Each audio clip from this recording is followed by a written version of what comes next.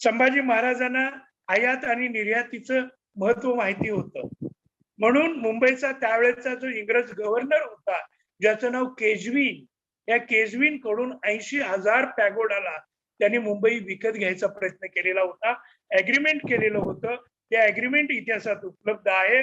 बीरवाडी नावाचा एक छोटा किल्ला रायगड जिल्ह्यामध्ये आहे. त्या रायगडाच्या त्या बीरवाडीवर हे ऍग्रीमेंट किंवा हा करार झालेला होता.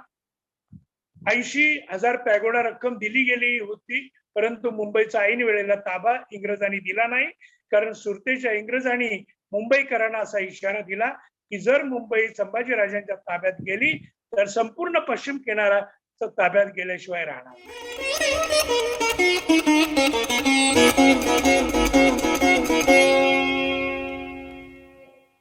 छत्रपती संभाजी महाराज कथा स्वराज्य रक्षकाची.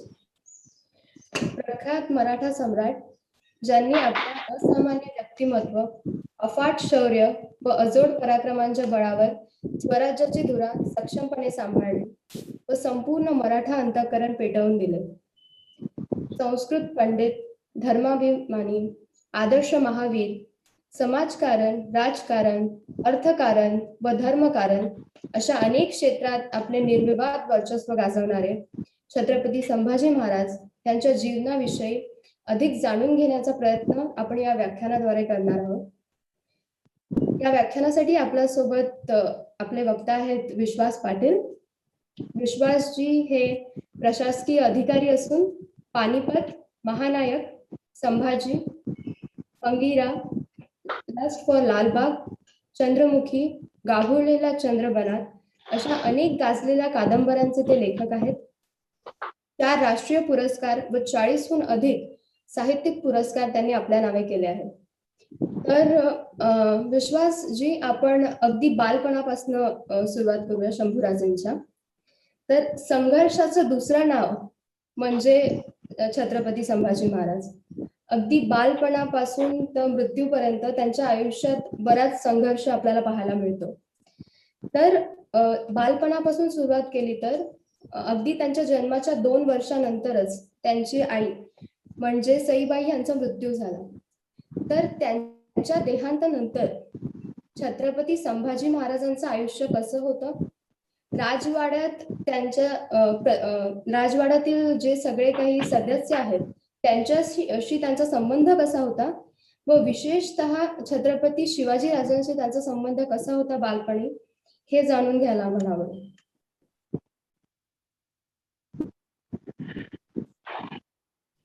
छत्रपती संभाजीराजे हे हिंदवी स्वराज्याचे दुसरे छत्रपती आणि छत्रपती शिवरायांचे ज्येष्ठ चिरंजीव. त्यांचा जन्म पुरंदर किल्ल्यावर झालेला होता आणि 2 वर्षाचे असताना राजगडावर त्यांच्या मातोश्री मृत्यू पावल्या आणि त्यानंतर त्यांचं संगोपन जे आहे ते राजमाता जिजाऊ साहेबांनी केलेलं होतं. तर पहिल्यापासूनच ते अत्यंत धाडशी, पराक्रमी, स्वतंत्र विचाराचे विद्या अभ्यासक होते. विशेषतः शिवरायांच्या पासून गनिमी काव्याचं तंत्र त्यांनी आत्मसात केलेलं होतं आणि मुलाचे पाय पाळण्यात दिसतात असं म्हणतात त्याप्रमाणे सह्याद्रीच्या दऱ्याखोऱ्यातून गोरगरीब मावळ्यांच्या मुलातून ते मोठे झाले आणि अशा पद्धतीने त्यांचं बालपण घडून आलेलं आहे. आग्र्याला छत्रपती शिवराय 1666 ला गेले. त्याच्या आधीपर्यंत असा काही एखादा नोटेबल प्रसंग संभाजीराजांच्या जीवनामध्ये सांगता येणार नाही. हे सगळे बालपणाचे दिवस होते. परंतु त्यांचं जे संगोपन आहे हे विशेषतः राजमाता जिजाऊबाई साहेब यांच्या करड्या शिस्तीमध्ये झालेलं होतं आणि एक आदर्शवत पुत्र कसा असतो त्या पद्धतीनं त्यांना शिक्षित करण्यात आलेलं होतं. त्यांना काही संस्कृत पंडितही शिकवायला होते. पहिल्यापासून त्यांना संस्कृतची गोडी होती आणि अशा पद्धतीनं सह्याद्रीच्या दऱ्याखोऱ्यामध्ये ते वाढले आणि घडले.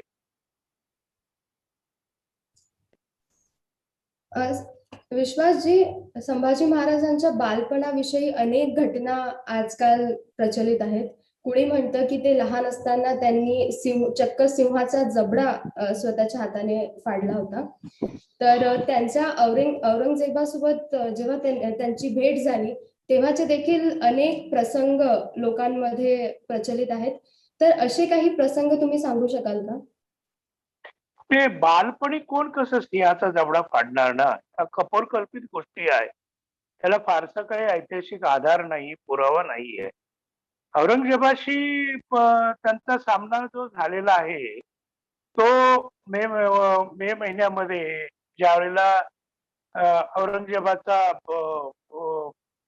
मसनदीवर बसल्याचा म्हणजे राज्यारोहणाचा दिवस होता. त्या दिवशी छत्रपती शिवरायांच्या सोबत ते आग्र्याला गेलेले होते आणि आग्र्यामध्ये गेले असताना त्यांचं वय केवळ 9 वर्षाचं होतं आणि 9 वर्षाचा हा पुत्र बाणेदारपणे त्या दरबारामध्ये गेलेला होता आणि छत्रपती शिवरायांना आग्र्याच्या दरबारामध्ये औरंगजेबानं मुद्दाम अ, जाणून बुजून अशी अ, खालच्या प्रतीची वागणूक दिलेली होती. त्यानं पंचहजारी मनसबदारामध्ये उभं केलेलं होतं आणि त्यानं पंचहजारी मनसबदारामध्ये उभं केलेलं असताना त्याच्या आधी ज्या जसवंत सिंगाच्या पाठीवर मराठ्यांच्या तलवारींचे अनेक घाव होते, वार होते. अशाच्या पाठीमागे आपल्याला उभं केलं म्हणून छत्रपती शिवराय हे तिथं खवळले असताना त्यांच्याबरोबर हा सिंहाचा छावा सुद्धा खवळलेला होता. एक दिवस फक्त शिवराय औरंगजेबाच्या दरबारात गेले. नंतर त्यांनी जाणं नाकारलं. आजारी पडल्याचं त्यांनी सोंग घेतलं आणि उर्वरित दिवसामध्ये राजांचे प्रतिनिधी म्हणून ताटमान्यानं हा 9 वर्षाचा युवराज औरंगजेबाच्या दरबारामध्ये जात होता. बरोबर. आणि विश्वासजी, एक प्रचलित अशी गोष्ट आहे की संभाजी राजांना एकदा सोयराबाईंच्या म्हणण्यावरून किंवा म्हणा पारिवारिक राजकारणावरून शिवाजी राजांनी संभाजी राजांना एक शिक्षा केली होती. तर त्या शिक्षेवर रागावून संभाजीराजे मुघलांना जाऊन मिळाले होते आणि मुघलांना जाऊन मिळाल्यानंतर त्यांना काही दिवसांनी त्यांची चूक लक्षात आल्यामुळे ते पुन्हा वापस येऊन त्यांनी शिवाजीराजांची क्षमा मागितली होती व त्यांनी पुन्हा हिंदवी स्वराज्यासाठी कार्य करायला सुरुवात केली होती. तर ह्या प्रसंगाविषयी तुम्ही सांगाल, हा चुकीचा आहे, बरोबर आहे किंवा किती तथ्य याच्यात आहे? नाही, हे अतिशय चुकीचं सांगितलं जातं. छत्रपती शिवरायांनी संभाजी राजांना कधीही कसलीही शिक्षा दिलेली नव्हती. काही नाटकामध्ये तर त्यांना तुरुंगात टाकल्याची दृश्य वगैरे उभी केलेली आहेत. ह्या सगळ्या कपोलकल्पित घटना आहेत. इतिहासाशी फारकत घेणाऱ्या आहेत. छत्रपती संभाजी महाराजांचं जीवन हे पहिल्यापासून खूप ड्रॅमॅटिक होतं. अनेक दुःखद आणि सुखी प्रसंगांना त्यांना सामोरं जावं लागलेलं होतं. ज्या अगदी जिथे आपण आता सुरुवात केली आग्र्याच्या प्रसंगापासून, त्या आग्र्याहून सुटका छत्रपती शिवरायांनी 16 ऑगस्टला केली असताना शिवरायांच्या बरोबर संभाजीराजे सुद्धा सुटले आणि शिवाजी महाराज इकडे दक्षिणेत आले. त्यावेळेला छत्रपती संभाजी महाराजांना मथुरेला एका ब्राह्मणा घरी मोरोपंत पिंगळे आणि इतर कारभाऱ्यांच्या घरी ठेवण्यात आलं आणि नंतर ते इकडे आले. पण छत्रपती शिवरायांनी त्यांची इतकी काळजी घेतलेली होती की ते पकडले जाऊ नयेत. ते ऐकू येतंय ना माझं बोलणं? हो. मला याचा त्रास होतोय साधारण जरा. मी तसाही माझ्या आवाज ऐकायला भाषणाच्या वेळेला येतोय. काढू का? हो, चालेल, काही किंवा हरकत नाही. ओपनली तुम्हाला ऐकू येतं का? तर मी याचा वापर करत नाही मला. हो, हो, ऐकायला येतंय. तुम्ही काढून ठेवू शकता. तर मथुरेला त्यांना ठेवण्यात आलेलं होतं आणि छत्रपती शिवरायांनी आपल्या जीवनामध्ये अनेक प्रकारचं महानाट्य महानाट्यातले शोभावित असे प्रसंग त्यांच्या जीवनामध्ये आले. त्यांनी ते रचले. म्हणजे ज्या वेळेला शिवराय दक्षिणेत आले आणि संभाजीराजे उत्तरेत होते, कदाचित त्यांचा पाठलाग होईल, कदाचित त्यांना पकडलं जाईल म्हणून शिवरायांनी संभाजीराजांचे दिवस घातलेले होते राजगडावर. ते मृत झालेले असं जाहीर केलेलं होतं आणि अशा परिस्थितीत एक दिवस संभाजीराजे हे रायगडावर आलेले आहेत. शिवाजी महाराजांनी त्यांना कोणतीही कसल्याही प्रकारची शिक्षा दिलेली नव्हती. फक्त हा पिता आणि पुत्रातला संघर्ष होता. मी आताच सांगितलं की जेव्हा ते आग्र्याला गेले त्यावेळेला त्यांचं वय वर्ष 9 होतं आणि पुढे ज्या वेळेला छत्रपती शिवाजी महाराज हे दक्षिणेच्या दिग्विजयावर निघाले त्यावेळेला त्यांचं वय 18 होतं. ज्या वेळेला 9 वर्षाचा असताना हा राजपुत्र औरंगजेबासमोर ताठ मानेनं उभा राहिलेला होता, पण दक्षिणेमध्ये छत्रपती शिवराय निघाले असताना त्यांनी 18 वर्षाच्या आपल्या या नवयुवक राजपुत्राला बरोबर घेतलं नाही. बरोबर घेतलं नाही इथपर्यंत ठीक होतं, मोहिमेत सहभागी होऊ दिलं नाही. पण त्यांना असं सांगितलं की त्यांना रायगडावर म्हणजे स्वतःच्या राजधानीत राहताही येणार नाही आणि म्हणून त्यांना कोकणातील श्रृंगारपूरला जाऊन राहण्याचे आदेश देण्यात आले. आणि मग 18 वर्षाचा हा तरुण बेभान होणं हे साहजिक होतं की अवघ्या 9व्या वर्षी मी हिंदुस्थानच्या पादशासमोर जाऊन उभा राहतो आणि माझं वय आता 18 असताना, मी प्रौढ असताना, मला पुरेशी समजूत असताना माझे पिता मला मोहिमेवर घेऊन जात नाहीत आणि इथे राहूही देत नाहीत, मग हा माझ्यावर संशय का?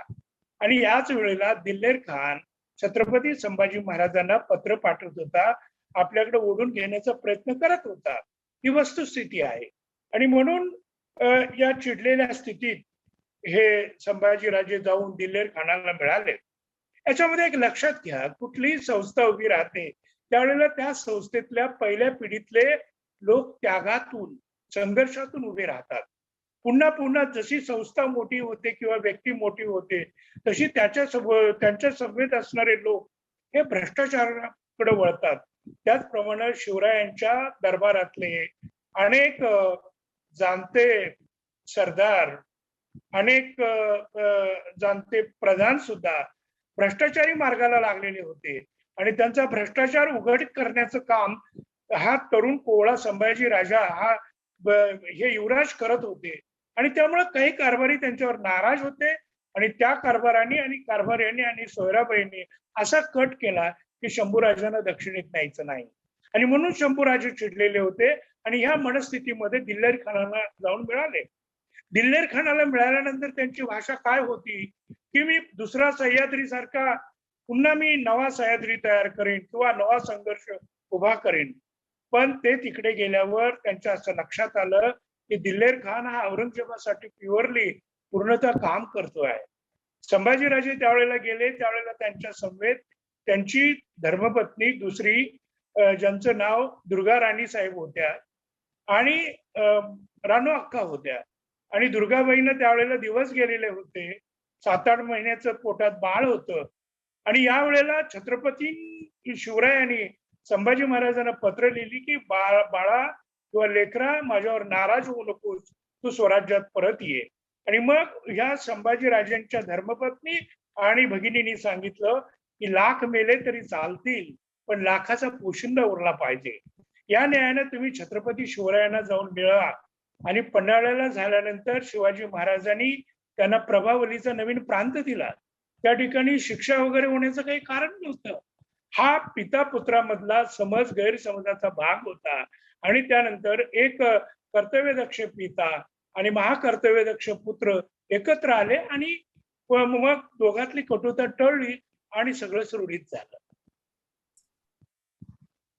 तुम्ही सांगितलं की हे जे समज गैरसमजाचा भाग होता शिवाजी महाराज आणि संभाजी महाराज यांच्यातलं जो संबंध होता तो हे अत्यंत दुर्दैवी आहे की आपल्याला जेव्हा आपण सिरियल्स मध्ये बघतो, ड्रामामध्ये बघतो तेव्हा असं दाखवतात की त्यांच्यातले संबंध अतिशय कटू होते. आणि दुसरा प्रश्न माझा असा आहे की कविराज कलश यांच्याबद्दल तुम्ही काय सांगाल? अनेक मतांतर आहेत त्यांच्याबद्दल. कुणी म्हणतं की ते शेवटच्या श्वासापर्यंत संभाजी राजांना सोबती करणारे असे त्यांचे जिवलग मित्र होते. तर कुणी असं म्हणतं की त्यांना वाईट वळणावर नेणारे हे असे कविराज कलश होते. तर त्यांच्याबद्दल तुम्ही काय सांगाल? तसेच त्यांची नेमकी ओळख काय होती? संभाजी राजांना भेटण्यापूर्वी त्यांचं जे पूर्व आयुष्य होतं ते काय होतं? जे अडाणी लोक आहेत, अशिक्षित खऱ्या अर्थी आहेत, ते कवी कलशांना दोष देतात. तुम्ही एका बाजूला छत्रपती शिवाजी महाराज हे माणसांच्या चोखंदळ निवडीमधले श्रेष्ठ पुरुष होते असं मानता, तर तुम्हाला कवी कलशांना दोष देता येणार नाही. कारण ज्या वेळेला छत्रपती शिवराय हे आग्र्याला गेलेले होते, त्या आग्र्याच्या भेटीच्या वेळेला छत्रपती शिवाजी महाराजांनी उत्तरेतले जे कोणी कारकून सरकारकून आपल्या शासकीय सेवेमध्ये घेतलेले होते, त्यामध्ये कवी कलश होते. म्हणजे कवी कलशांची निवड स्वराज्यामध्ये ही संभाजीराजांनी केलेलीच नाही, तर ती निवड छत्रपती शिवाजी महाराजांनी केलेली आहे. आणि छत्रपती शिवाजी महाराज आग्र्याहून येताना ते कवी कलशनं घेऊन दक्षिणेत आलेले आहे. म्हणजे काम चुकार किंवा देशद्रोही अशा तऱ्हेची व्यक्तीची निवड छत्रपती शिवाजी महाराज करतील का? या उलट मी असं सांगेन की अनेक महाराष्ट्रातले सरदार, दरकदार, सरंजामदार छत्रपती संभाजी महाराजांना सोडून गेले, परंतु मृत्यूच्या महामंदिरापर्यंत त्यांच्याशी सोबत करणारा एकमेव पुरुष उरलेला होता. त्याचं नाव हे कवी कलश आहे. आणि कवी कलश हे कनोजचे ब्राह्मण होते आणि उत्तरेतले ब्राह्मण होते आणि ते अतिशय एकनिष्ठ होते. म्हणून जर तुम्ही वडू बुद्रुकची छत्रपती संभाजी महाराजांची समाधी पाहिली, तर त्या समाधीच्या प्रवेशद्वाराजवळच कवी कलशांची समाधी ही उभारण्यात आलेली आहे. जणू काही ती समाधी सांगते की जिवंत असताना कवी कलश छत्रपती संभाजीराजांची सोबत करत होतेच, पण मृत्यूनंतर सुद्धा ते राजांची सोबत करत होते. आणि तसंच त्यांचं हे असं व्यक्तिमत्व होत. त्यानंतर शिवाजीराजांच्या मृत्यूनंतर संभाजीराजांना गादीवर बसण्यापर्यंत बऱ्याच अडचणी आल्यात. अष्टप्रधान मंडळातील काही लोकांचे प्रयत्न, तसेच सोयराबाईंचे छत्रपती राजाराम यांना गादीवर बसवण्याचे प्रयत्न, या सगळ्यातून जाऊन शेवटी संभाजीराजे छत्रपती बनले, स्वराज्याचे दुसरे छत्रपती बनले. तर ह्यात हंबीरराव मोहिते यांची भूमिका काय होती? हंबीरराव मोहिते हे स्वराज्याचे सरनोबत. हंबीरराव मोहिते हे सोयराबाईंचे सख्खे बंधू. त्यांचं गाव कराडजवळ, वसंतगडाजवळ हंबीरराव मोहित्यांचं गाव. हंबीरराव हे सोयराबाईंचे सख्खे बंधू होते आणि सोयराबाई ह्या पहिल्यापासून महत्वाकांक्षी होत्या. त्यावेळेला राजाराम साहेबांचं वय हे 9 वर्षाचं होतं आणि अगदी रामायण महाभारतापासून हे चालत आलेलं आहे की प्रत्येक मातेला असं वाटतं की आपला पुत्र गादीवर जाऊन बसावा. तर त्या दृष्टिकोनातून सोयराबाई महत्वाकांक्षी होत्या, याच्यामध्ये काही गैर नव्हतं. परंतु राजाराम साहेब हे लहान होते आणि छत्रपती संभाजी महाराज हे कर्तृत्ववान होते आणि त्यामुळं राजाराम साहेबांचे मामा जे हंबीरराव मोहिते यांनी स्वतःच्या बहिणीला बाजूला ठेवली, स्वतःच्या भाच्याला बाजूला ठेवलं आणि स्वराज्यात सांगितलं की छत्रपती शिवाजी महाराजांचा मला आदेश होता की माझ्यानंतर छत्रपती संभाजीराजे आपल्या स्वराज्याचं रक्षण करतील, त्यासाठी या भगव्या झेंड्याच्या पाठीमागे आणि छत्रपती संभाजी महाराजांच्या पाठीमागे मी त्यांचा सावत्र मामा उभा आहे. वास्तविक पाहता सोयराबाईंनी हे पहा, ज्या वेळेला छत्रपती शिवाजी महाराजांचा मृत्यू झाला, ती हनुमान जयंतीचा तो दिवस होता, 3 एप्रिल 1680चा तो दिवस. आणि गंमत पहा अशी की छत्रपती संभाजी महाराजांच्यावर किती अन्याय करायचा. 3 एप्रिलला छत्रपती शिवाजी महाराजांचं निधन झालं. त्याच्या आधी फक्त 15 दिवस राजाराम साहेबांचं लग्न किंवा ज्याला आपण विवाह म्हणतो तो रायगडावर झालेला होता आणि त्या विवाहाला सुद्धा छत्रपती संभाजी महाराजांना आमंत्रित केलं गेलं नव्हतं. त्यावेळेला छत्रपती संभाजी महाराज आणि येसूबाई हे पन्हाळ्याला राहत होते. म्हणजे सख्या सावत्र भावाला बोलावलं नाही त्या लग्नाला 15 दिवस. आणि या सोयराबाईंनी शिवाजी महाराजांच्या मृत्यूनंतर रायगडावर सर्वांची कोंडी केली. लग्नाला संभाजी महाराजांना बोलवलं नाही हे ठीक आहे, पण हिंदू पद्धतीप्रमाणे पित्याचा मृत्यू झाल्यानंतर त्याला अग्नी देण्याचं काम हे ज्येष्ठ पुत्रानं करायचं असतं. तर छत्रपती शिवाजी महाराजांना जो रायगडावर अग्नी देण्यात आलेला होता, त्या अग्नीसाठी सुद्धा, त्या अंत्यसंस्कारासाठी सुद्धा छत्रपती संभाजी महाराजांना काही कल्पना दिली नाही, त्यांना बोलवलं गेलं नाही. निंबाळकर नावाच्या नातेवाईकाकडून तर ती सगळी कामं आटोपली गेली. म्हणजे किती अन्याय. एका बाजूनं तुम्ही त्यांना नाकारता, त्यांना गादी नाकारता, त्यांना पित्याच्या अंत्यसंस्काराचा अधिकार नाकारता आणि सोयराबाई अण्णाजी दत्तो आणि इतर कारभाऱ्यांना पकडतात आणि सांगतात जा आणि संभाजी महाराजांना अटक करून पन्हाळ्यावरून कैदेतून घेऊन या. आणि ही मंडळी पुढं हंबीराव मामाकडे जातात आणि म्हणतात की चला संभाजी राजांना आपण अटक करूया.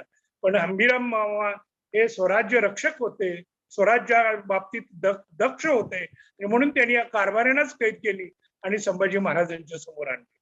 तर अशा पद्धतीनं राज्यारोहणाच्या वेळेला शंभूराजे रायगडच्या गादीवर येताना अनेक अडचणी आलेल्या होत्या, पण त्या अडचणी पार करून संभाजी महाराजांनी मार्ग काढला आणि स्वराज्याचे खऱ्या अर्थी यशस्वी असे ते दुसरे छत्रपती बनले. शस्त्र व शास्त्र यांचा अनोखा संगम म्हणजे शंभूराजे.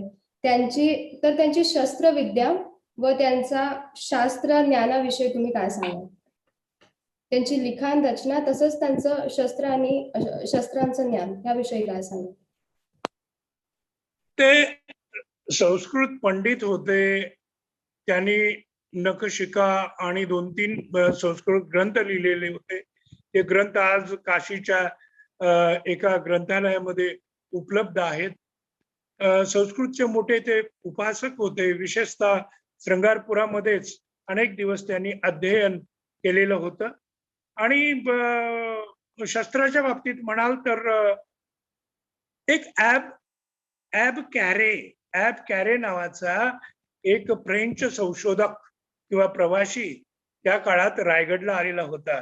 त्यावेळेला छत्रपती संभाजी महाराज लहान होते, युवराज होते आणि शिवाजी महाराजांच्या भेटीला ॲबकॅरे आलेला होता. आणि या ॲबकॅरेनं केलेलं वर्णन जे फर्स्ट हँड आहे त्याच्यामध्ये तो म्हणतो की शिवाजी महाराजांच्या इतकाच शूर असा त्यांचा पुत्र युवराज हा संभाजी राजा आहे. तो सर्वांना आवडतो आणि संभाजी राजांच्या नेतृत्वाखाली 10,000ची फौज ही शिवरायांनी दिलेली आहे. म्हणजे कर्तृत्वाच्या दृष्टीनं, नेतृत्वाच्या दृष्टीनं पहिल्यापासून संभाजी राजांमध्ये हे जे स्फुल्लिंग आढळतात, त्यांनी तलवारबाजीचं त्यांना ज्ञान होतच. घोडेस्वारीमध्ये ते खूप पटाईत होते. अंग मेहनत किंवा कसरत, व्यायाम याच्यामध्ये तलवारबाजी असो, दांडपट्ट्याचे खेळ असो, लेझिम असो, नदीमध्ये किंवा समुद्रामध्ये पडून दूर पोहत जाणं असो, अशा पद्धतीनं ते बलदंड होते. आणि महत्वाची गोष्ट म्हणजे संभाजी राजे हे दिसायला अतिशय सुंदर होते. शिवाजी महाराजांपेक्षा उजवे होते, अधिक सुंदर होते.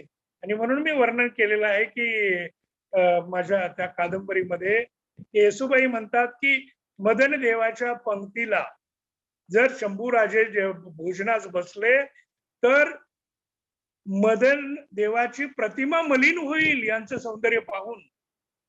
अशा पद्धतीचा आज तेजपुंज पुत्र होता. पण मी सांगितलं त्याप्रमाणे ज्या वेळेला कारभारी कारकून मोठे होतात, ज्या वेळेला कारकून किंवा प्रधान मंडळी ही भ्रष्टाचाराकडे वळतात, त्यावेळेला अशा एका बंडखोर युवराजाचं मन पेटणं साहजिक आहे. मी माझ्या कादंबरीमध्ये संभाजीमध्ये वर्णन केलेलं आहे की रणांगणावर योद्ध्यांनी सांडलेलं रक्त, रणांगणावर योद्ध्यांनी सांडलेलं रक्त पावसाच्या एका सरी बरोबर सहज वाहून जातं. पण कारभारी, कारकून आणि तलाट्यांनी कागदोपत्रामध्ये मारलेल्या मेखा त्या 2-2, 3-3 पिढ्यांपर्यंत पुरून ओरतात आणि त्यांचा जीव घेतात. तर अशा पद्धतीचं कारभारपण किंवा प्रधानशाही ही छत्रपती संभाजी महाराजांच्या विरोधात होती. आणि म्हणून शत्रूशी संघर्ष करण्याआधी त्यांना कुटुंबामध्ये, राजव्यवहारामध्ये मोठा संघर्ष करावा लागला. परंतु तरी सुद्धा ते युद्धशास्त्रामध्ये निपुण होते, घोडेस्वारीमध्ये, तलवारबाजीमध्ये त्यांनी नैपुण्य मिळवलेलं होतं. आणि आपल्या छोट्याशा आयुष्यात, अवघ्या 32व्या आयुष्यामध्ये, त्या वर्षामध्ये त्यांनी सर्व काही सिद्ध करून दाखवलेलं आहे. सर, आमच्या काही जे आमचे व्ह्युअर्स आहेत त्यांचं असं म्हणणं आहे की सिंहासनावर शंभूराजे सिंहासनावर बसल्यानंतर देखील जे आंतरिक राजकारण आहे किंवा कारस्थाने आहेत ती बंद झाली नाहीत आणि स्वकीयांचं राजकारण हे मुघल व पोर्तुगीज अशा अनेक शत्रूंपेक्षा अधिक घातक ठरले असं तुम्हाला वाटतं का? हो, नक्कीच. आणि ते असं का? का म्हणजे कोणाचाही अंतर्गत राजकारणामध्ये वेळ जातो ना, त्याच्यामध्ये अनाकारण मनस्ताप असतो, वेळ जातो, राजकारभारातलं लक्ष उडण्याची शक्यता असते. बरोबर. विश्वासजी, त्यानंतर मी तुम्हाला असं विचारेल की संभाजी महाराजांच्या लिखाण, विशेषतः बुधभूषण या रचनेबद्दल तुम्ही काही सांगू शकाल आम्हाला? नाही, बुद्धभूषण हा ग्रंथ रामायण महाभारतातील सदाचाराची, नीतीची, नीतितत्वाची अनेक उदाहरणं दिलेली आहेत आणि त्या उदाहरणानुसार राजानं कसं वागावं, राज्यकारभार कसा असावा, समाज कसा असावा, समाजाची दिशा कोणती, तर न्याय, नीती ह्या तत्वांचा पाठपुरावा करणारी अनेक संस्कृत वचनं, वर्णनं बुद्धभूषण मध्ये आहे. आणि म्हणजे तुम्ही जे आम्हाला सांगताय की बुद्धभूषण मध्ये महाभारत, रामायण यात राजकारण कसं करावं ह्याच्यातले वर्णन आहे, तर याचा अर्थ असा की मनुस्मृती, रामायण, महाभारत, वेद यांचा सखोल अभ्यास संभाजी महाराजांना होता? हो, अर्थात सर्व 18 पुराणे सगळी आणि सगळे ग्रंथ, धार्मिक ग्रंथ त्यांनी वाचलेले होते, अध्ययन केलेलं होतं त्यात. बर. आणि ह्यानंतर मी तुम्हाला असं विचारेल की फार लहान वयात म्हणजे 16 वर्षांचे असताना त्यांनी रामनगरचे युद्ध जिंकले, तर ह्या युद्धाबद्दल काय सांगाल? रामनगर का झालेलं की आता तुम्हाला रामनगरच्या युद्धाचे काही असे पुरावे मला तरी आढळून आलेले नाही. असे पुरावे आढळून आलेले आहे. म्हणजे ते जसं त्या सिंहाच्या खोट्या खोट्या गोष्टीसारखं हे सगळं आहे, याला काही अर्थ नाही.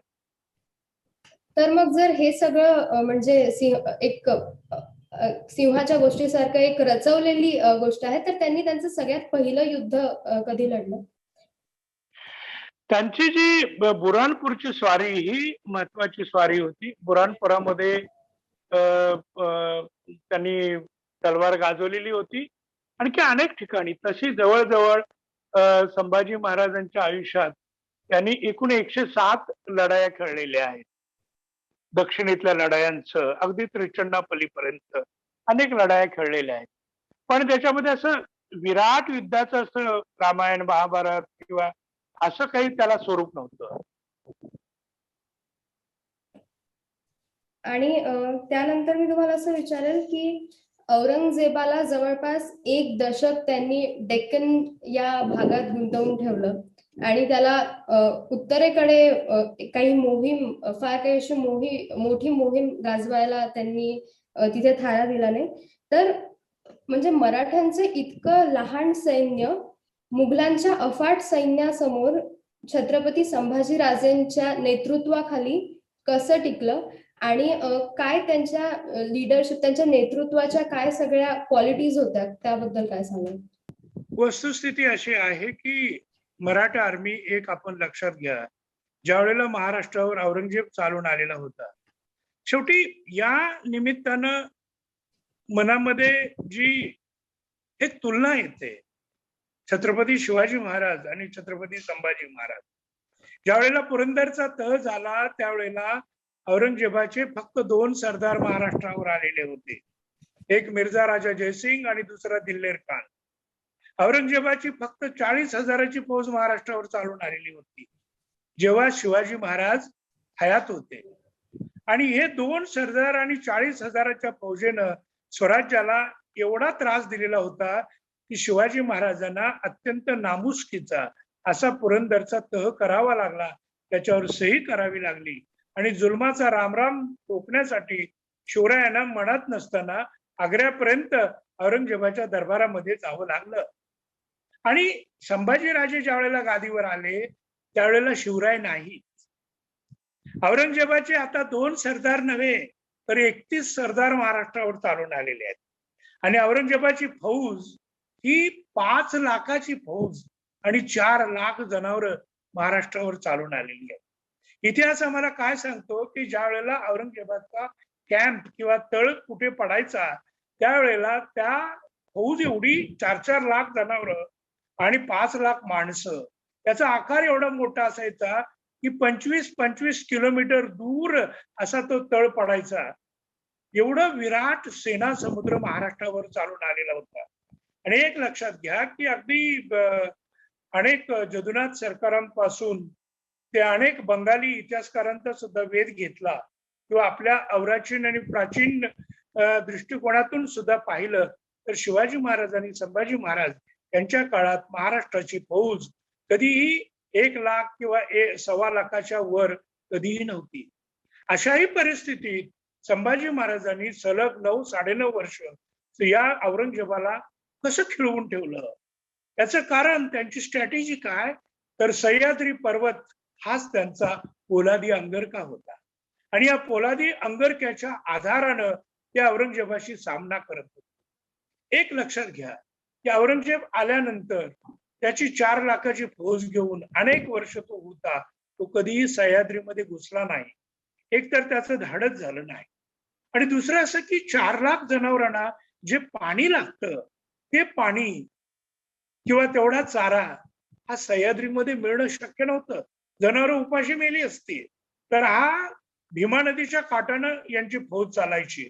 अनेक वेळा त्यांनी सह्याद्रीवर आक्रमण सुद्धा केली, परंतु सह्याद्री म्हणजे एक पोलादी अंगरखा असा त्याचा वापर करून संभाजी महाराजांनी आपल्या दऱ्या डोंगराचा फायदा घेऊन दऱ्या डोंगराचं कवच आपल्या भोवती निर्माण करून औरंगजेबाशी लढा दिला. औरंगजेब नेहमी शिवाजी महाराजांना जंगलचा चुहा म्हणजे रानातला उंदीर समजायचा आणि त्याच्या दृष्टीने संभाजी महाराज हे शिवाजी नंतर एक रानातलं पिटुकलं. एक 2 ते 3 महिन्याच्या आत आपण त्याला ठार मारू आणि दिल्लीला परत येऊ अशा तऱ्हेच्या वल्गना करून औरंगजेब महाराष्ट्रावर चालून आलेला होता. पण औरंगजेब इथे आला, 2 वर्ष झाली, 3 वर्ष झाली, 4 वर्ष झाली, परंतु मराठी काही हार जात नव्हते.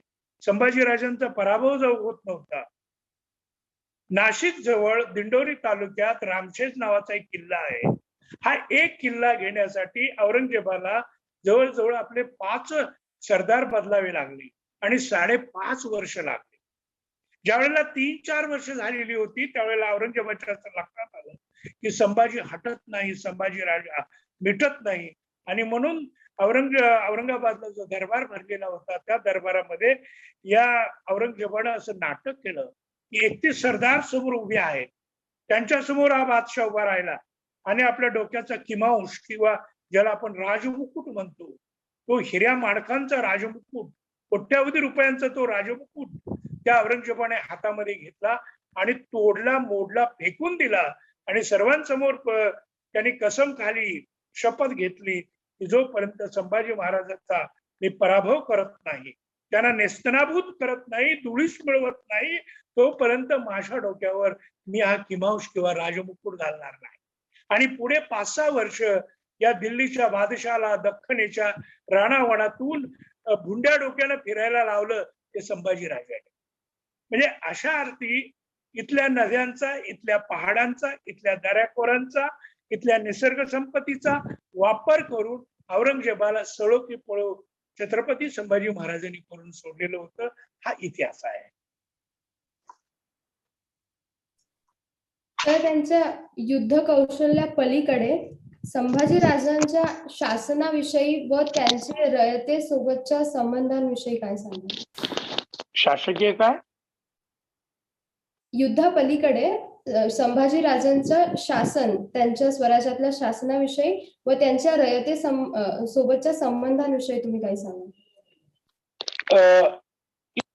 गंमत आहे की दुर्दैवाने छत्रपती संभाजी महाराजांना अनेक मंडळींनी दोष दिलेले आहेत आणि अजून लोक देत आहेत.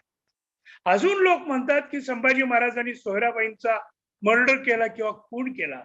माझं जाहीर आव्हान आहे की महाराष्ट्रातल्या कुठल्याही संशोधकानं तत्कालीन पुरावा दाखवावा आणि संभाजी महाराजांनी सोयराबाईंची हत्या केली होती हे मला दाखवून द्यावं.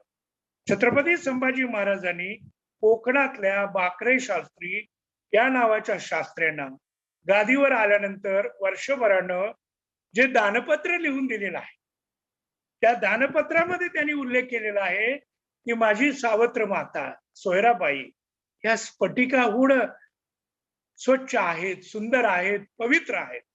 म्हणजे सोयराबाई राजे गादीवर आल्यावर सुद्धा 1.5 ते 2.5 वर्ष जिवंत होत्या आणि त्यामुळे त्यांची हत्या राजाने करायचा प्रश्न कुठे येतो.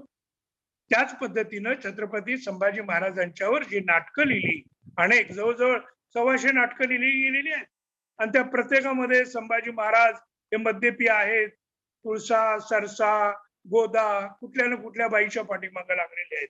हे अत्यंत चुकीचं, दिशाहीन असं चित्र मराठी लेखकांनी उभं केलेलं आहे. आणि म्हणून मी गमतीनं असं म्हणतो की संभाजी महाराज कुठल्या बायांच्या किंवा नर्तकींच्या माड्या चढायला कधी गेले नव्हते. उलट संभाजी महाराजांचा खोटा खोटा मुकुट घालून मराठी लेखकच बाया बापड्यांच्या माड्या गाणी ऐकण्यासाठी, नाचकाम पाहण्यासाठी झिजवत होते आणि आपल्या मनातली मळमळ त्यांनी संभाजी राजांच्या निमित्तानं मांडलेली आहे. हे सगळं झूट आहे. फक्त आपल्या 2 पत्नी ज्या दुर्गाबाई राणी साहेब आहेत, त्या द्वितीय पत्नीबद्दल सांगितलं, मोठ्या येसूबाई. आणि मला महत्वाचा मुद्दा सांगायचा राजांच्या राजकारभाराबद्दल की स्त्री जातीला इज्जत देणारा संभाजी राजांनी एवढा मोठा राजा मध्ययुगामध्ये झाला नाही. स्त्री राधनी जयती, स्त्री जातीचा अशा सुंदर शब्दात गौरव करणारा हा राजा, त्यांनी आपली धर्मपत्नी येसूबाई यांच्या हातामध्ये रायगडचा कारभार दिलेला होता. म्हणजे संभाजी महाराज जे काही 107-8 लढाया खेळले, मुलुकगिरी करत होते, राजांचं सिंहासन घोड्यावर होतं आणि महाराष्ट्राचं सिंहासन रायगडचं हे येसूबाईंच्या ताब्यात होतं. प्रशासनाच्या किल्ल्या येसूबाईंच्या हातामध्ये होत्या.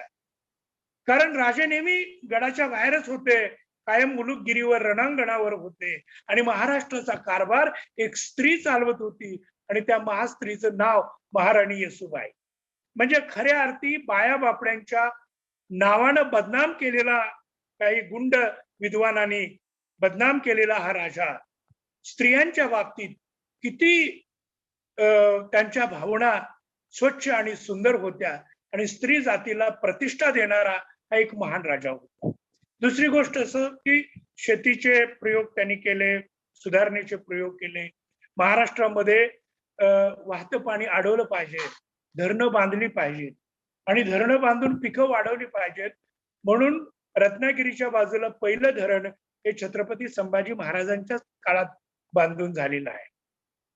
छत्रपती संभाजी महाराजांच्या आधी देहू आणि आळंदीहून काही लोक हे पंढरपूरला जायचे, वाटेत अनेक गुंड पुंड त्यांना अडवायचे. म्हणून 1684 साली पहिल्यांदा रायगडच्या राजधानीतून सैनिकांचा बंदोबस्त वारकऱ्यांसाठी दिला तो छत्रपती संभाजी महाराजांनी. संभाजी महाराजांना आयात आणि निर्यातीचं महत्व माहिती होतं. म्हणून मुंबईचा त्यावेळेचा जो इंग्रज गव्हर्नर होता ज्याचं नाव केजवीन, या केजवीन कडून 80,000 पॅगोडाला त्यांनी मुंबई विकत घ्यायचा प्रयत्न केलेला होता. अग्रीमेंट केलेलं होतं. ते अग्रीमेंट इतिहासात उपलब्ध आहे. बीरवाडी नावाचा एक छोटा किल्ला रायगड जिल्ह्यामध्ये आहे. त्या रायगडाच्या त्या बीरवाडीवर हे अग्रीमेंट किंवा हा करार झालेला होता. 80,000 पॅगोडा रक्कम दिली गेली होती, परंतु मुंबईचा ऐन वेळेला ताबा इंग्रजांनी दिला नाही. कारण सुरतेच्या इंग्रजांनी मुंबईकरांना असा इशारा दिला की जर मुंबई संभाजीराजांच्या ताब्यात गेली तर संपूर्ण पश्चिम किनारा ताब्यात गेल्याशिवाय राहणार नाही. त्याचबरोबर नाविक दल आहे. या नाविक दलामध्ये 60-70 मोठ्या जहाजांचा समावेश शिवाजी महाराजांनी केला, संभाजी महाराजांनी केला. शिवाजी महाराजांचं आरमार वाढवलं. म्हणजे खऱ्या अर्थी शेतीच्या सुधारणा, धार्मिक सुधारणा, त्याच्यानंतर आयात निर्यात वापर व्यापार या सर्व आघाडीवर संभाजीराजे खऱ्या अर्थी आघाडीवर होते असं म्हटलं तर वावगं ठरणार नाही आणि ती वस्तुस्थितीच आहे. पद्मदुर्ग असो किंवा खांदेरी किल्ला असो किंवा विजयदुर्ग असो, सिंधुदुर्ग असो, त्याच्यानंतर रत्नागिरी जिल्ह्यातला सुवर्णदुर्ग असो, हे सर्व किल्ले नाविकी ताकद प्रबळ होण्याच्या दृष्टिकोनातून छत्रपती शिवाजी महाराजांनी रचलेला नाविक दलाचा त्या काळातला तो पाया आहे आणि त्याचा उपयोग नक्कीच होणार होता. म्हणजे कसं की एक काउंटर अटॅक मुंबईमध्ये इंग्रजांचा नेहमी पाठिंबा हा जंजिऱ्याच्या सिद्धीनं असायचा आणि त्यामुळे इंग्रजांना आणि सिद्धींना कह्यात ठेवण्यासाठी ताब्यात त्यांच्याशी योग्य वेळी प्रतिकार करण्यासाठी कुलाबा जिल्ह्यात म्हणजे आताच्या रायगड जिल्ह्यामध्ये खांदेरी नावाचा किल्ला छत्रपती शिवाजी महाराजांनी बांधला ह्या मुंबईच्या साठी. त्याच्यानंतर दक्षिण कोकणामध्ये सिंधुदुर्ग बांधला. व्यापारी आणि आयात निर्यात व्यापाराच्या दृष्टीनं आणि आपल्या सीमेचं रक्षण करण्याच्या दृष्टिकोनातून हे किल्ले बांधले गेलेले होते आणि छत्रपती शिवरायांचं हे धोरण संभाजी महाराजांनी आपल्या काळात सुद्धा पुढे चालवलेलं होतं. एवढेच नव्हे, एका वेळेला 60-70 फिरंग्यांची ठाणी त्यांनी पेटवून दिलेली होती आणि फिरंग्यांना आणि या पोर्तुगीजांना विशेषतः नेस्तनाबूत करण्याचा प्रयत्न संभाजी महाराजांनी केलेला होता. तुम्ही मला संभाजी राजांच्या लढाईबद्दल मला विचारलं तर त्यांच्या आयुष्यातली सर्वात मोठी महत्वाची लढाई म्हणजे गोव्याची लढाई. गोव्याला पोर्तुगीज लोकांचं राज्य होतं आणि त्या ठिकाणी काउंट ऑल्वोर नावाचा गव्हर्नर होता पोर्तुगीजांचा आणि तो राज्य करत होता.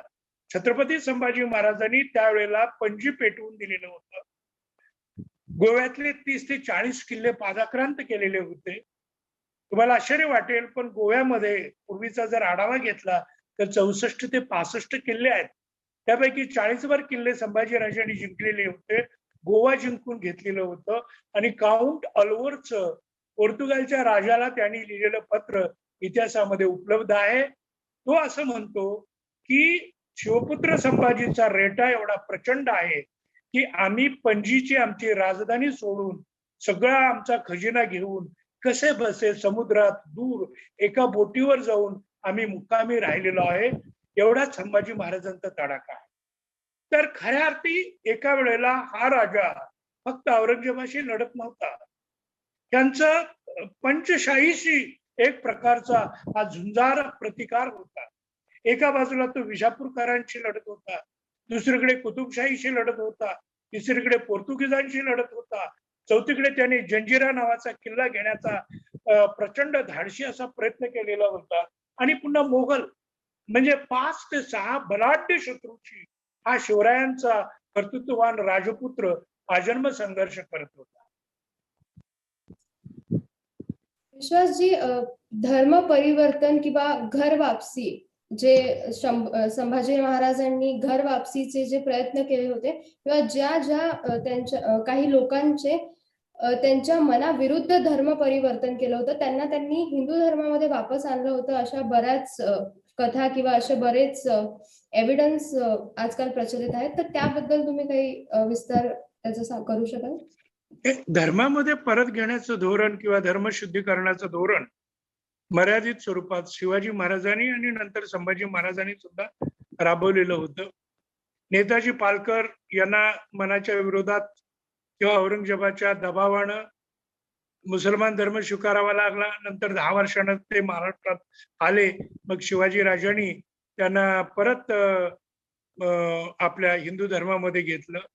त्याचप्रमाणे अनेक जणांना हिंदू धर्मात घेण्याविषयी कवी कलश यांनी विशेष प्रयत्न केलेले होते आणि कवी कलशांची इतिहासात उपलब्ध पत्र आहेत. त्यानुसार हरोलीचे कुलकर्णी वगैरे जी मंडळी आहेत त्यांना पुन्हा हिंदू धर्मामध्ये घेण्याचं काम शिवाजी महाराजांच्या बरोबर संभाजी महाराजांनी केलेलं होतं. ही वस्तुस्थिती आहे. आणि त्यांच्या मृत्यूचा जो कट रचला गेला संभाजी महाराजांच्या, त्याच्याबद्दल जाणून घ्यायला आमचे जे व्ह्युअर्स आहेत ते त्यांची खूप उत्सुकता आहे. तर तो कसा रचला गेला किंवा काय इव्हेंट्स, काय घटना त्यावेळी घडल्या, याचा विस्तार तुम्ही आम्हाला करून देऊ शकाल? हे पहा, संभाजीराजांचा मृत्यू किंवा त्यांना झालेली कैद हा आपल्या दुर्दैवी इतिहासाचा एक भाग आहे. मी नेहमी म्हणतो की कोणताही पुरुष, मग तो नेपोलियन बोनापार्ट असू दे, हिटलर असू दे किंवा अलेक्झांडर असू दे, एक भाग्याचा सुवर्ण कवडसा त्याच्या जीवनामध्ये असावा लागतो. निसर्ग आणि दैवाची साथ असावी लागते. आणि निसर्ग आणि दैवाची साथ या दोन्ही पातळीवर विधात्यानं भरपूर असं छत्रपती शिवरायांना दिलेलं होतं. एवढं मात्र संभाजीराजांच्या वाट्याला आलेलं नाही. संभाजीराजांबरोबर या दृष्टिकोनातून शिवाजीराजांचा जरी इतिहास आपण लक्षात घेतला तरी 17-18 नोव्हेंबर 1679 ला शिवाजी महाराज ज्या वेळेला जालनापूर लुटून, म्हणजे आजचं जालना नावाचा जिल्हा लुटून, जिल्ह्याचं ठिकाण लुटून ते संगमनेर वरून पुण्याकडे येत होते, त्यावेळेला संगमनेरच्या घाटामध्ये छत्रपती शिवाजी महाराजांना रणमस्त खानानं गाठलेलं होतं. आणि शिवाजी महाराजांच्यावर एवढं प्रचंड त्या ठिकाणी आक्रमण झालं की 1-2 दिवसाच्या लढाईमध्ये जवळजवळ 3 ते 4 हजार मावळे ठार झाले. एवढी मनुष्यहानी शिवरायांच्या जीवनामध्ये पहिल्यांदा झालेली. आणि 17-18 नोव्हेंबर 1679 ला शिवाजी महाराज रणमस्त खानाच्या कैदेमध्ये जात होते. जवळजवळ त्यांना पकडल्यासारखा प्रकार होता. आणि त्यावेळेला बहिर्जी नायकानं धाडस करून बाजूच्या जंगलातून शिवाजी महाराजांना पट्टा किल्ल्यावर पळवलं. आणि पट्टा किल्ला किंवा ज्याला आपण आज विश्रांत गड म्हणतो, त्या किल्ल्यावर शिवाजी महाराज पुन्हा 7-8 दिवस राहून परत महाराष्ट्रामध्ये इकडे पुण्या राजधानीकडे आले. म्हणजे जो प्रसंग संभाजी महाराजांच्या जीवनात घडला तसा शिवाजी महाराजांच्या सुद्धा जीवनामध्ये घडत होता. पण शिवाजी महाराज हे सुदैवी ठरले. त्यांना निसर्गानं आणि दैवानं साथ दिलेली होती. संभाजी महाराजांच्या बाबतीत मी तुम्हाला असं सांगेन की अत्यंत दुष्टपणानं, अत्यंत कुहेतूनं, थोड्याशा जातीवादी वृत्तीनं त्यांच्या कार्याकडे पाहिलं जातं. आणि कोण कुठला तो एक परदेशी प्रवासी, म्हणजे काय काय वाटेल त्या कपोलकल्पित कथा संभाजी महाराजांच्या बाबतीत रचल्या गेल्या की संभाजी महाराज हे मद्य पिलेले होते आणि एक वधू दिसली, त्या वधूचा त्यांनी छळ केला, कवी कलश बरोबर होता, दोघं पिलेल्या स्थितीत सापडले, असं अजिबात नाही. उलट मी तुम्हाला सांगेन की छत्रपती संभाजी महाराज संगमेश्वरला गेलेले होते. या संगमेश्वर कोकणातलं ठिकाण जिथं आज सुद्धा तुम्ही जंगलात फिरायला लागलात तर तुम्हाला सूर्याचं दर्शन घडणार नाही. इथं एरवी शत्रू येण्याची कुठलीही शक्यता नव्हती. संभाजी महाराज बेसावध होते का? बिलकुल नव्हते. कारण संभाजी महाराज हे संगमेश्वरला होते त्यावेळेला केसो त्रिमल पिंगळे यांच्या नेतृत्वाखाली 15,000ची फौज ही मद्रास जवळ लढत होती. म्हणजे हे केसो त्रिमल कोण? सर तुमचा माईक म्यूट झाला. हे संगमेश्वरला असताना ज्याची 15,000ची फौज तिकडे दक्षिणेत मद्रास जवळ लढते, म्हणजे तो किती जागरूक असला पाहिजे. बरं, संभाजी महाराज ज्या वेळेला संगमेश्वरला गेले त्यावेळेला त्यांच्यासोबत कोण होतं? त्यांच्यासोबत महाराणी येसुबाई होत्या, त्यांच्यासोबत माळोजी घोरपडे होते. माळोजी घोरपडे कोण? तर संताजी घोरपड्यांचे पिता आणि ते स्वराज्याचे सेनापती, म्हणजे ते स्वराज्याचे सेनापती होते. त्याच्यानंतर रामदासांचे एक शिष्य रंगनाथ स्वामी त्यांच्याबरोबर होते, म्हणजे रंगनाथ स्वामी नावाचा धर्मगुरू होता. त्याचबरोबर तरुण संताजी धनाजी होते. म्हणजे लक्षात घ्या की त्यांच्यासोबत धर्मगुरू आहे, सेनापती आहे, धनाजी संताजी आहे. अशा परिस्थितीमध्ये असं बदपैली वर्तन कोणाकडून घडेल का? तर तसा प्रकार नव्हता. उलट संभाजी महाराज तिथे कुठून आलेले होते? तर विशाळगडाहून आलेले होते. आणि 4 दिवस आधी विशाळगडाचा एक कडा तुटलेला होता, तो कडा त्यांनी एका रात्रीत बांधलेला आहे. त्याच वेळेला कवी कलश याचं 10,000ची फौज ही आंबा घाटामध्ये होती. म्हणजे खऱ्या अर्थी संरक्षणाची पोलादी व्यवस्था पूर्ण होती आणि ती पोलादी व्यवस्था तोडून जंगलातून आडवाटेने त्या ठिकाणी कोणी पोहोचेल त्याच्यावर त्यांचा भरोसा नव्हता. परंतु दुर्दैवानं त्यांचे मेव्हणे, सख्खे मेव्हणे गणोजीराजे शिर्के यांनी घात केला. ते मुक्कबर खानाला त्या ठिकाणी घेऊन आले. त्या दिवशीची जी पहाट आहे संभाजी महाराजांची, ती मी माझ्या कादंबरीमध्ये वर्णन केलेली आहे आणि ती फॅक्ट्सवर आधारित आहे की त्या दिवशी पहाटे येसूबाई या रायगडाकडे चालल्या. त्यावेळेला राजांना म्हणत होते की राजे आपण आमच्या बरोबर जावे. आणि दुर्दैवाने त्याच दिवशी 2-3 याचक त्यांच्याकडे आले होते न्याय मागण्यासाठी. आणि संभाजीराव महाराज आपल्या येसूबाईंना म्हणतात की अगं दारामध्ये याचक न्यायासाठी उभे असताना त्यांना जर मी न्याय दिला नाही तर ह्या राजाला राजा कोण म्हणेल. तर येसू तू जा, तू दुपारचा दशम्या ज्या वेळेला चिपळूणच्या नदीवर तोंडात दशमीचा घास घेशील तो तुझा संभाजी राजा तुझ्या दारात तुझ्या समोर त्याचा घोडा उभा राहिलेला तुला दिसेल.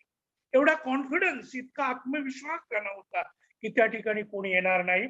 आणि म्हणून त्यांनी सगळी फौज पहाटेच पाठवून दिलेली होती. फक्त 500 ते 600 लोक त्यांच्या बरोबर होते. आणि अचानक या मुकर्रम खानाचा 3-3.5 हजार फौजेचा वेढा पडला आणि दुर्दैवानं त्या वेड्यामध्ये संभाजी महाराज गिरफ्तार झालेले आहेत. शेवटी आपल्या प्रजेसाठी, मित्रासाठी, सर्वांसाठी हा किती विशाल हृदयाचा राजा होता पहा. ज्या वेळेला दुश्मनाचा घाला आला आहे हे संभाजी राजांना आणि कवी कलशना कळालं, त्यावेळेला ते त्या नदीतून घोडा फेकत पुढे निघालेले होते. पाठीमागून एक बाण आला आणि कवी कलशच्या दंडाला बाण लागला आणि कवी कलश मूर्छा खाली बेहोश होऊन पडू लागला. त्यावेळेला संभाजीराजे थांबले. कवी कलश ओरडून सांगत होते की राजे साहेब तुम्ही निघून जा, माझ्यासाठी थांबू नका. पण मित्रासाठी त्या ठिकाणी ते थांबलेले आहेत. आणि सरदेसाईच्या वाड्यामध्ये ते गेले. त्या ठिकाणी त्यांनी गोसाव्याचं रूप घेतलं आणि वेषांतर करून जायचा त्यांचा बेत होता. परंतु गणोजीराजे शिर्के आणि मुकर्रम खानाने घात केला आणि संभाजीराजे हे दुर्दैवानं त्या ठिकाणी गिरफ्तार झाले. हा महाराष्ट्राचा दुर्दैवी इतिहास. आणि विश्वासजी हे सत्य आहे का की जेव्हा औरंगजेबाने त्यांना कैद केलं तेव्हा त्यांनी 3 अटी दिल्या होत्या संभाजी महाराजांना सोडून देण्याबद्दल, की जर ह्या 3 अटी त्यांनी पूर्ण केल्या तर ते संभाजी राजांना सोडून देतील?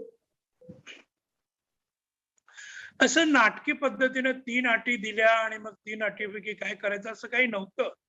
पण काही बंधनं त्यांनी आणलेली होती. म्हणजे त्यांना काही चॉईस दिलेले होते, काही निवड दिलेली होती की तुम्ही महाराष्ट्र सोडा आणि उत्तरेमध्ये जा, तुम्हाला एखादी जहागिरी आम्ही देऊ वगैरे. तर तो महाराष्ट्र सोडून जायचा संभाजी महाराजांचा प्रश्न नव्हता. त्यांनी इस्लाम धर्म स्वीकारावा, नव्हे प्रत्येकाने इस्लाम धर्म स्वीकारावा अशी औरंगजेबाची इच्छा होती. तेही म्हणणं संभाजी राजांना मान्य होण्यासारखं नव्हतं. संभाजी राजांकडे ते सर्व किल्ल्या मागत होते. म्हणजे सर्व किल्ल्याचे टाळे आणि कुलूप आणि किल्ल्या आपल्याकडे याव्यात असं त्यांना वाटत होतं औरंगजेबाला. परंतु औरंगजेबाचं कुठलंही म्हणणं त्यांनी मान्य केलं नाही.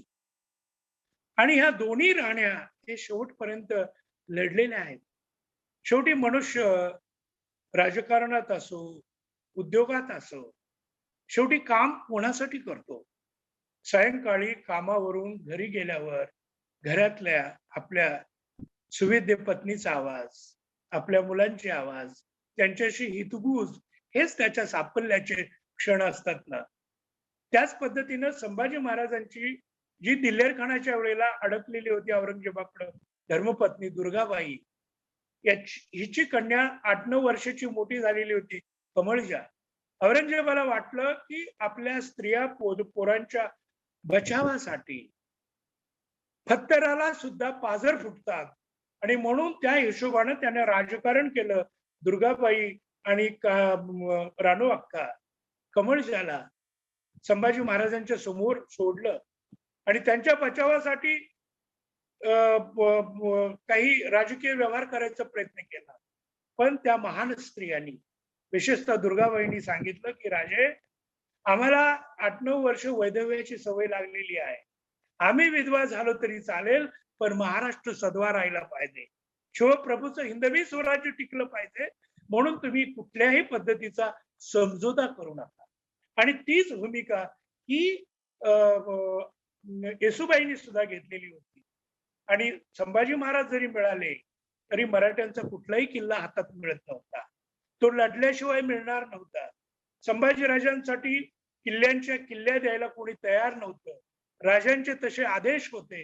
राजांनीच गुप्तपणे सर्वांना सांगितलेलं होतं की माझे प्राण गेले तरी चालतील, पण माझ्या स्वराज्याचे प्राण वाचले पाहिजे.